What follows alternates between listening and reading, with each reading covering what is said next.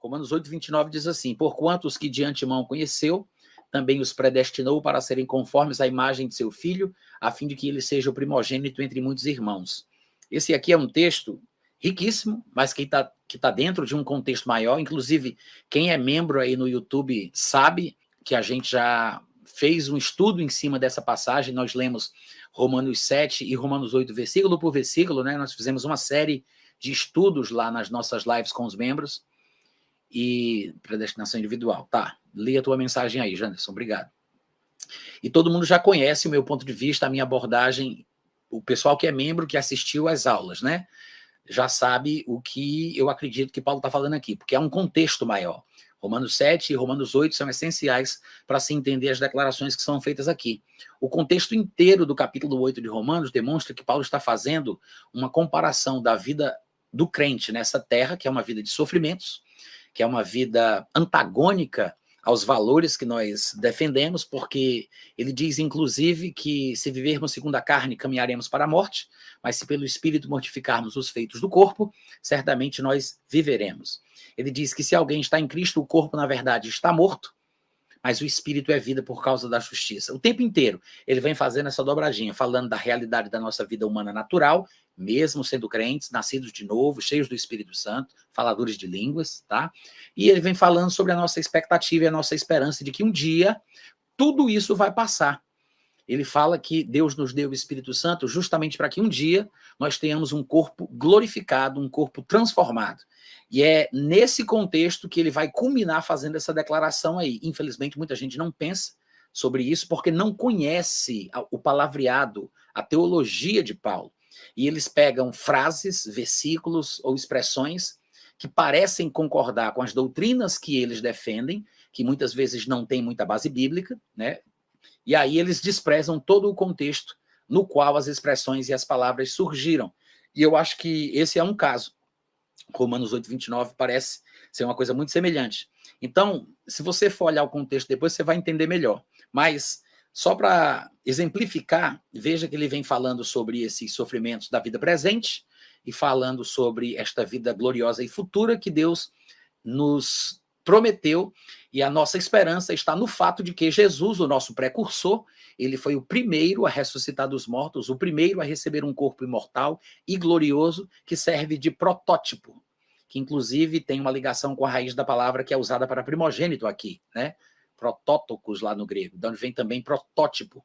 Tem uma ligação entre a raiz das palavras. E aí ele diz no versículo 17 que se nós somos filhos de Deus, nós somos herdeiros. Herdeiros de Deus, mas significa que se somos herdeiros de Deus, assim como nós somos filhos, Jesus também era. Então somos co-herdeiros com Cristo. Aí ele diz, agora tem um detalhe, há um pré-requisito. Só se eu sofrer como ele sofreu, é que também eu serei glorificado como ele. Então eu preciso ter comunhão dos seus sofrimentos. E ele aqui não está falando sobre sofrimentos antibíblicos, desnecessários, sofrer miséria, enfermidade ou situações paralisantes que Satanás tenta colocar sobre nós. Ele está falando de sofrimentos bíblicos, né?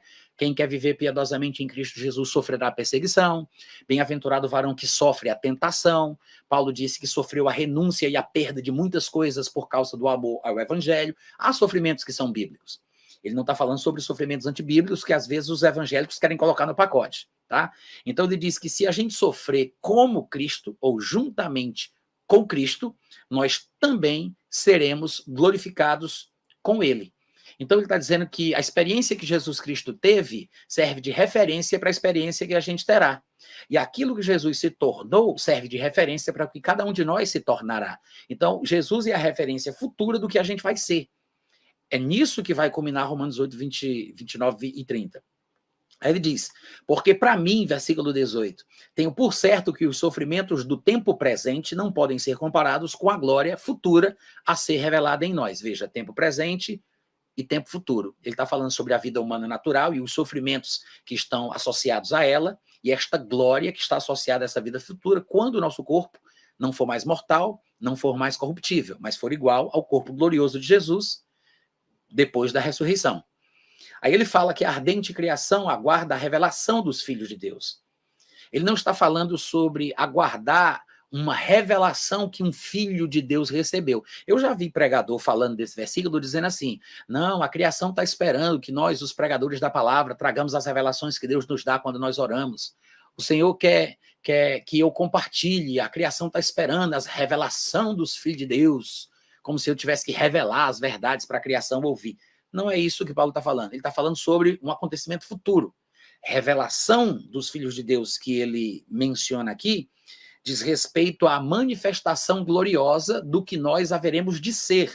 Hoje nós somos filhos de Deus, como diz 1 João capítulo 3, do versículo 1 ao 3, mas ainda não se manifestou o que a gente vai ser. Sabemos que seremos semelhantes a ele, porque haveremos de vê-lo como ele é. Então, a revelação dos filhos de Deus, ou como diz aí o texto original, o apocalipse dos filhos de Deus, a revelação, a manifestação, será quando nós tivermos um corpo glorioso igual ao corpo de glória que Jesus tem, que é o que ele está falando aqui no contexto, né? Não dá para a gente comparar os sofrimentos do tempo presente, por causa da vida humana e natural que a gente tem, com a glória a ser revelada em nós, ou seja, pela transformação do nosso corpo.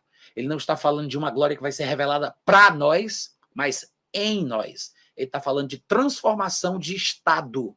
O estado do crente, hoje, é um estado relativamente complicado, porque ele tem um tesouro, mas está guardado em vasos de barro. Então, por fora temos um homem que se corrompe, que se deteriora, que envelhece, inclusive no final morre, mas por dentro nós temos uma eternidade imortal. Ela está preservada e guardada na palavra de Deus. E aí ele diz, a criação está sujeita à vaidade, qualidade daquilo que é vão, passageiro, transitório, não voluntariamente, mas por causa de Deus, que a sujeitou na esperança de um dia redimi-la do cativeiro da corrupção. E, finalmente, quando isso acontecer, que Deus redimir a criação para a liberdade, ele vai redimi-la para a liberdade da glória dos filhos de Deus. Aí ele diz, porque nós sabemos que toda a criação, a um só tempo, geme e suporta angústias até agora. E não somente a criação, nós também, nós que temos os primeiros frutos, as primícias, a degustação do que o Espírito Santo há de fazer com o nosso corpo mortal. Nós que experimentamos esta degustação do que está por vir, porque nós que nascemos de novo já experimentamos antecipadamente os poderes do mundo vindouro, é o que o Novo Testamento ensina, isso está no livro de Hebreus, há muitas passagens que demonstram isso. Então, nós que experimentamos de forma prévia o que está por vir, esse poder de Deus que nos faz perceber quão glorioso vai ser esse novo corpo que nós teremos, esta vida gloriosa que nos está preparada, ele diz que nós que temos estas primícias, os primeiros frutos, essa degustação do que está por vir, também gememos dentro de nós, esperando, aguardando a adoção de filhos, ou seja, a redenção do nosso corpo. Então veja que quando ele fala que a criação está esperando a revelação dos filhos de Deus, e que ele diz que nós também estamos esperando a adoção dos filhos, ou a adoção de filhos, que é a redenção do nosso corpo, ele está falando sobre uma coisa que Paulo falava, que muito teólogo hoje em dia não entende. Tem muita gente que pega essa expressão de Paulo e pensa que Paulo está falando sobre ser adotado. Acredita nisso? Tem muita gente que diz que nós, por exemplo, não somos filhos originais de fato. Nós somos filhos adotados. E que o único filho verdadeiro de Deus seria Jesus. E nós somos adotados. O que é uma grande tolice, porque há inúmeros textos que mostram que nós nascemos de novo. O novo nascimento é a recriação do espírito humano, não é uma recalchutagem. Eu fui gerado pela semente de Deus. Em 1 Pedro 1,23, mas 1 João 3,9, se usam palavras no grego que, inclusive, dão essa ideia muito clara. Lá em 1 João, a palavra para semente é esperma.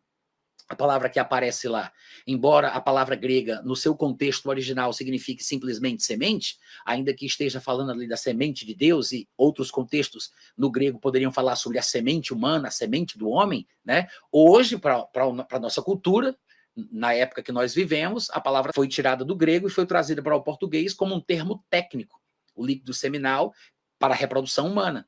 Mas é muito apropriado porque, afinal de contas, o seu sentido original é esse. Semente, que é a palavra que está lá. 1 João, capítulo 3, versículo 9. Tá? E em 1 Pedro se usa uma palavra semelhante quando se fala de semente, só que a palavra lá é esporra, que também tem uma relação com a palavra semente, e significa exatamente isso. O que isso significa é que nós somos gerados por Deus. Nós somos filhos de Deus, de fato. Ele nos gerou pela sua palavra, que é a sua semente. Então, nós não somos apenas considerados, tratados como adotados no sentido que nós falamos hoje em dia. O que Paulo quer dizer sobre a adoção de filhos é que um dia nós seremos filhos de Deus em poder, tanto quanto Jesus já é. E é uma coisa que muita gente não entende, mas Jesus só foi declarado filho de Deus em poder quando ressuscitou dos mortos. Muita gente não entende isso. Muita gente não entende, mas está escrito. Romanos, por exemplo, capítulo 1, versículo 3 e versículo 4. Paulo, ele diz: eu prego o evangelho que foi prometido por Deus, que diz respeito ao seu filho, que segundo a carne foi descendente ou filho de Davi, mas foi declarado filho de Deus em poder depois da ressurreição dos mortos. Que é exatamente o que também diz Atos capítulo 13, versículo 33, que Deus prometeu muitas coisas e que Deus cumpriu as promessas que foram feitas aos pais quando ressuscitou a Jesus dentre os mortos, como também está escrito no Salmo 2: tu és meu filho, foi hoje que eu te gerei. Então, quando Jesus ressuscita dos mortos, aquilo ali é o cumprimento disso. Ele está sendo declarado filho de Deus em poder. Como Paulo diz em Romanos 1, 13 e 4, como eu acabei de citar aqui, que é um versículo que muita gente nem sabe que está na Bíblia, né, para falar a verdade. É exatamente por isso que quando Jesus ele passa pelo batismo de arrependimento pregado por João Batista, quando ele sai das águas, se abre o céu sobre ele e ouve-se uma voz que diz: está aí o meu filho. Nele me comprazo, a ele ouvi. Ou seja, era um testemunho de Deus de que o Filho de Deus estava voltando à vida. Porque aquilo ali tudo era uma simbologia. O batismo pregado por João e praticado por ele nas águas representava a morte, o sepultamento e a ressurreição. Então, quando Jesus Cristo passa por isso, como uma representação do que está para acontecer em alguns anos para frente, ele representa a morte do Filho de Deus e representa a ressurreição do Filho de Deus ao sair das águas. E é exatamente por isso que quando ele sai das águas, representando a ressurreição, que os céus se abrem para ele, porque o Filho de Deus que estava morto volta a viver. E aí os céus se abrem para ele e Deus confirma, dizendo: está aí o meu filho. A ele ouvi. É por isso que é dali para frente que o evangelho começa. É dali para frente que Jesus começa a pregar, a ensinar, a fazer milagres. Tudo faz sentido dali para frente. O Filho de Deus, ele não morreu quando Jesus foi crucificado na cruz. O Filho de Deus morreu quando Adão pecou. Jesus, ele morreu e ressuscitou para que o Filho de Deus que estava morto voltasse a viver. É por isso que ele passa por isso, porque ele não precisava, mas ele tinha que se identificar conosco, passar pela mesma situação. Bom, o que acontece é o seguinte, como eu dizia, o Filho de Deus ele não morreu porque Jesus foi crucificado. O Filho de Deus morreu quando Adão pecou. Então, Jesus Cristo tinha que vir, morrer e ressuscitar, para que o Filho de Deus que estava morto voltasse à vida. Ele não fez aquilo por ele fez aquilo por nós, pelo Filho de Deus que tinha morrido.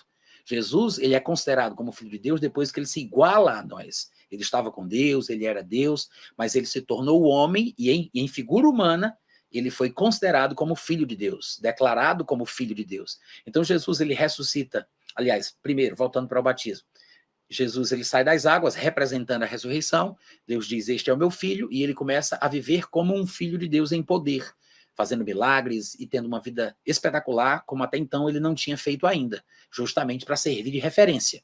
É por isso que no final do Evangelho de João, ele diz: olha, Jesus fez muitos milagres. Se fossem escritos todos os milagres, todas as coisas que Jesus fez, nem todos os livros do mundo caberiam aquilo o que ele realizou. Mas os que eu escrevi nesse livro, eu escrevi para que vocês saibam que ele era o Filho de Deus. Ou seja, João liga diretamente o fato dele ter sido considerado como filho, reconhecido como filho, e os milagres que ele fez. Mas Jesus só fez esses milagres depois que ele sai do batismo nas águas que João pregou, tá? E aí o que que acontece? Essa é a ideia bíblica de ser filho de Deus em poder. Então, Jesus esteve na terra como filho, vivendo, fazendo milagres, aquela coisa toda. Então, ele morre e ressuscita. Ou seja, primeiro, ele se torna conhecido como filho por meio do batismo nas águas. Depois, ele morre e ressuscita de fato, e aí sim, ele é declarado filho de Deus em poder, como Paulo revela em Romanos capítulo 1, versículo 3 e 4. Em outras palavras, o filho de Deus, ele veio por meio da água e por meio do sangue. Não somente por meio da água, mas por meio da água e do sangue. Em outras palavras, Jesus se torna conhecido ao mundo como filho quando ele passa no batismo de arrependimento pregado por João através da água, e quando ele ressuscita dos mortos de verdade depois de ter morrido, então ele é declarado filho de Deus com poder pela ressurreição, certo? Jesus disse que quando os homens ressuscitarem serão semelhantes aos anjos, já não morrem mais, porque serão filhos de Deus, sendo filhos da ressurreição. Então, quando esse texto de Romanos aqui está falando sobre essa expectativa futura, desta glória futura, que vai ser revelada em nós, que Jesus, como nosso precursor, primogênito, protótipo, já experimenta, ele está falando sobre o nosso destino. Sobre o nosso destino. Que é justamente por isso que daqui a pouquinho ele vai falar da predestinação, porque Deus já tinha previsto, já tinha predeterminado tudo isso para o que cresce em Jesus.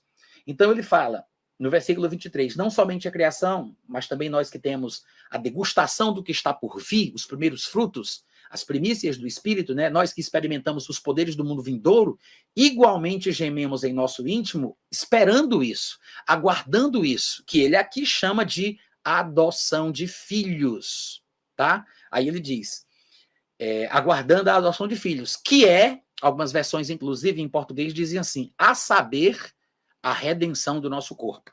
Ou seja, para Paulo, na teologia de Paulo, a adoção de filhos é sinônimo de redenção, transformação, glorificação do nosso corpo. Nunca se esqueça disso, porque se você não interpretar os textos de Paulo através do próprio conceito de Paulo, você vai fazer o que os calvinistas fazem. Você vai querer inserir significado no texto em vez de você extrair o significado do texto. Então, Paulo, quando falava de adoção de filhos, ele estava falando sobre uma promessa de uma glorificação futura, que para ele é a redenção do nosso corpo. Então, nós aguardamos a redenção do nosso corpo, aguardamos a adoção de filhos, isto é, a redenção do nosso corpo. Por quê? É nessa esperança que nós somos salvos. Em outras palavras, é com base nessa expectativa do que está prometido que a gente permanece e avança. É nessa esperança que nós somos salvos. Aí ele diz, porque esperança que já se vê, ou seja, não é uma realidade atual, mas é futura, esperança que já se vê não é esperança, porque se alguém já tem, se alguém já vê, como é que pode esperar? Não tem como. Mas se esperamos o que não temos, se esperamos o que não vemos, então sim, com paciência nós aguardamos. Ele está falando sobre aguardar a adoção de filhos, que é a redenção do nosso corpo. Aí ele diz, o Espírito Santo também, do mesmo jeito, nos assiste em nossa fraqueza, em nossas debilidades, em nossas inseguranças, porque ele está falando sobre os sofrimentos da vida humana. Ele está falando sobre os sofrimentos do mundo, da vida presente, em comparação à glória que está por vir. Mas o Espírito Santo intercede por nós, sobremaneira com gemidos inexprimíveis. E aquele que sonda os corações sabe qual é a intenção do Espírito, porque é segundo a vontade de Deus que ele intercede por nós. E às vezes, aí ele diz, e todas as coisas dentro desse contexto, tá, gente? Ele não está falando de tudo na vida. Ah, meu filhinho saiu correndo na rua, tem 3 anos de idade, foi pegar uma bola, o carro passou e decepou a cabeça dele. Mas tudo coopera para o bem daqueles que amam a Deus. Não é isso que ele está falando aqui, gente. Pelo amor de Deus. Ele está falando sobre o contexto. Ele vem falando o tempo inteiro, lá do capítulo 7, sobre os sofrimentos que o crente experimenta por estar dentro de um corpo mortal, corrompido, natural, inclinado ao pecado. Inclusive, de fato, em Romanos 7, ele diz, olha, porque eu sei que em mim, isto é, não em mim, mas na minha carne não habita bem nenhum. Porque por dentro eu quero fazer a vontade de Deus, mas tem uma lei nos meus membros, outra lei, que é a lei do pecado, a lei da morte. Então, ele estava em constante, era conflito, né? Porque por fora o corpo é caído, é corrompido, e por dentro ele é um homem que agrada a Deus, que teme a Deus, que é justificado por Deus. E aí ele vem falando sobre essa situação que todo crente experimenta. É por isso que Paulo, em outros lugares, vai dizer que ele esmurrava o seu corpo. Ele aqui em Romanos 8, lá no versículo 13, ele fala sobre mortificar os feitos do corpo. Lá em Gálatas, capítulo 5, versículo 24, se eu não estiver enganado, ele diz que os que são de Cristo crucificaram a carne com as suas paixões e concupiscências. Há muitos textos que demonstram a fragilidade, a debilidade da carne, da natureza terrena humana. Tanto é que o próprio Jesus diz que a carne não aproveita para nada. Ainda que o espírito esteja pronto, depois de muito ensinamento, depois de ser limpo e lavado pela palavra de Deus que ele pregava, porque ele falou 3 anos e meio aos discípulos e finalmente ele pôde dizer, vós estáis limpos. O espírito está pronto, mas a carne continua sendo fraca, continua não servindo para nada, então a gente não pode confiar na nossa natureza terrena, porque a qualquer momento ela pode nos dar uma rasteira. Então ele vem falando sobre isso o tempo inteiro, aí ele diz, nós sabemos que todas as coisas cooperam para o bem daqueles que amam a Deus, dos que são chamados segundo o seu propósito, ou seja, o sofrimento que nós experimentamos nesta vida cooperam para o nosso bem, porque lembre-se que Jesus foi aperfeiçoado pelas coisas que ele sofreu. Aí ele diz, se sofrermos com Cristo, lá no versículo 17 que a gente leu, se e somente se a gente sofrer com Jesus, juntamente com ele, como ele sofreu, é que nós seremos glorificados. E alguém poderia dizer, meu Deus, eu tenho que sofrer então? Sim, existe um sofrimento bíblico necessário para o aperfeiçoamento do crente. Aí ele, para consolar os que pensam que é uma coisa muito pesada, ele diz, gente, eu tenho por mim que os sofrimentos do tempo presente, porque não é para sempre, os sofrimentos do tempo presente não podem ser comparados com a glória que há de ser revelada em nós. Porque todas estas coisas, inclusive estes sofrimentos dos quais ele vem falando no capítulo 7, no capítulo 8, versículo após versículo, cooperam para o bem, para o amadurecimento, para o fortalecimento do cristão, daqueles que são chamados segundo o propósito de Deus, porque faz parte da vontade de Deus que nós amadureçamos por meio das coisas que nós viermos a sofrer. É por isso que Jesus sofreu, não para que nós não soframos, mas para nos deixar o exemplo para que sigamos os seus passos, como diz lá em 1 Pedro capítulo 2, do versículo 9 em diante. Há sofrimentos que Cristo sofreu para nos substituir e há sofrimentos que Cristo sofreu para nos dar o exemplo. Então, já que Cristo sofreu na carne, armai-vos também vós do mesmo pensamento, sabendo que aquele que sofreu na carne conseguiu vencer o pecado. É o que Pedro aconselha em 1 Pedro capítulo 4, versículo 1.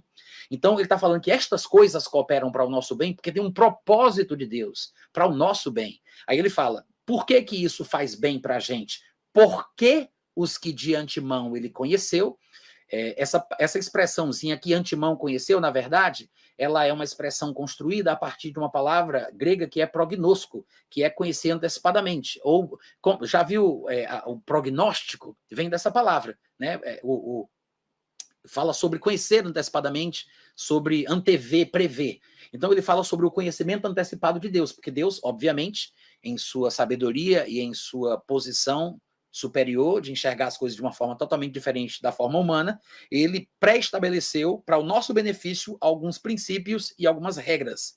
Esse sofrimento que nos amadurece é um propósito de Deus para o nosso bem, porque os que ele conheceu antecipadamente também os predestinou para serem conformes à imagem de seu filho. Ou seja, não a imagem que Jesus Cristo teve quando andou na terra, mas a imagem que Jesus alcançou depois de ter ressuscitado. Jesus sofreu quando viveu no mundo, mas depois ele foi glorificado após a ressurreição. Então ele está falando que nós estamos sofrendo nesse mundo, mas como Jesus, também estamos predestinados a sermos glorificados após a ressurreição. Quando ele fala sobre termos sido predestinados para termos a imagem de Jesus, não é para sermos crentes. O problema é esse. Muitos teólogos pensam que Paulo está falando sobre predestinação para salvação. Mas ele não está falando de predestinação para salvação. Ele está falando da predestinação dos salvos para a glorificação. Ele está falando sobre o destino futuro de ser igual ao que Jesus já é. Sobre o destino futuro de ter um corpo de glória como Jesus já tem. Sobre o destino futuro de um dia ressuscitarmos dos mortos como Jesus ressuscitou.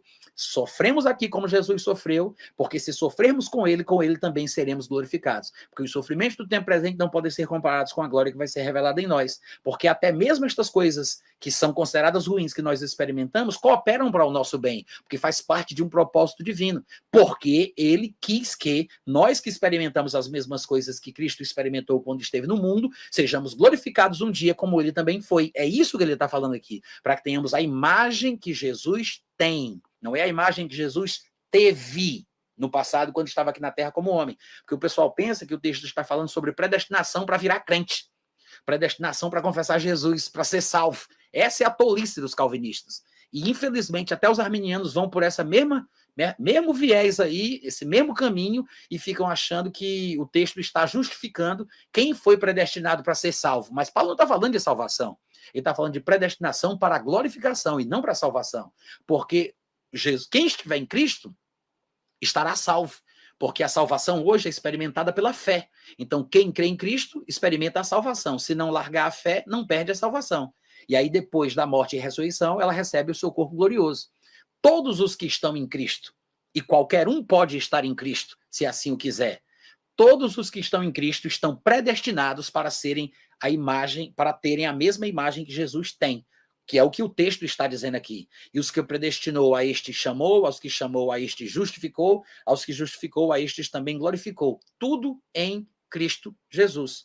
É basicamente a mesma coisa que ele fala lá em Efésios, no capítulo 1, e que muita gente, infelizmente, não consegue entender. Paulo está dizendo o seguinte: bendito o Deus e Pai de nosso Senhor Jesus Cristo, no versículo 3, que nos tem abençoado com toda sorte de bênção espiritual nas regiões celestiais em Cristo. Esse é o segredo. Há centenas de passagens do Novo Testamento falando sobre direitos e privilégios que o ser humano tem em Cristo. É um direito legal. Não quer dizer que eu possa experimentá-lo, porque nem todo mundo experimenta as coisas que foram conquistadas para elas em Cristo Jesus.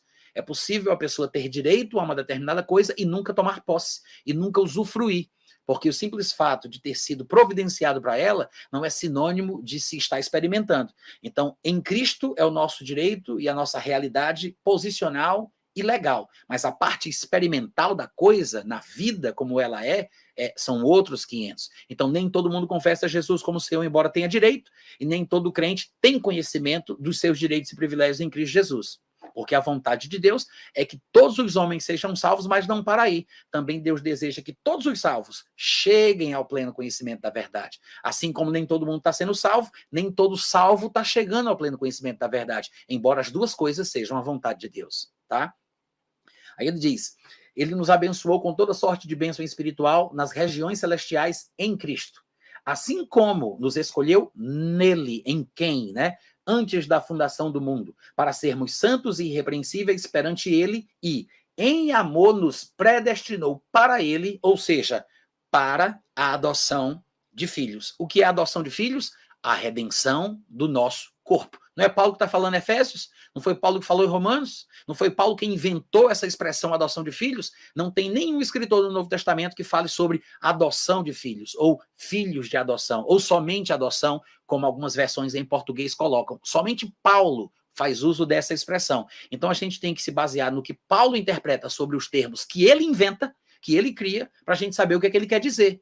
Então, quando Paulo fala de adoção de filhos, como ele explica muito bem em Romanos 8, 23, como a gente leu, ele está querendo falar sobre a redenção do nosso corpo, então fica fácil de entender o que é que Paulo está dizendo aqui. Ele diz: Deus nos predestinou para ele, ou seja, para a adoção de filhos por meio de Jesus. Nós estamos predestinados para sermos glorificados como Jesus foi, para ressuscitarmos como Jesus foi, para termos um corpo imortal como Jesus tem. Somos predestinados para termos a imagem do seu filho, não a imagem que ele teve, a imagem que ele tem.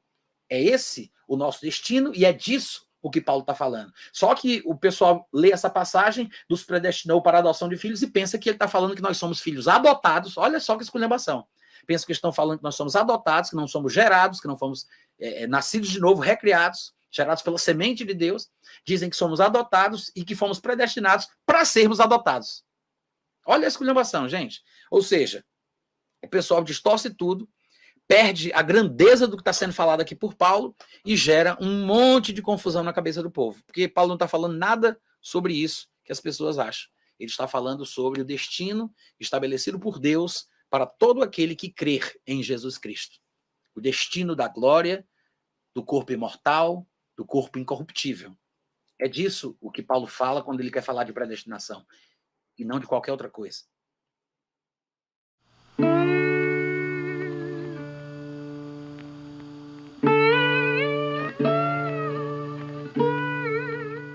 Este é um trabalho independente e conta com a ajuda das pessoas que têm sido abençoadas por ele. Se você quiser fazer parte do grupo de mantenedores desta obra, se informe das opções disponíveis na descrição deste vídeo. Agradecemos pela atenção e pelo carinho. Deus abençoe.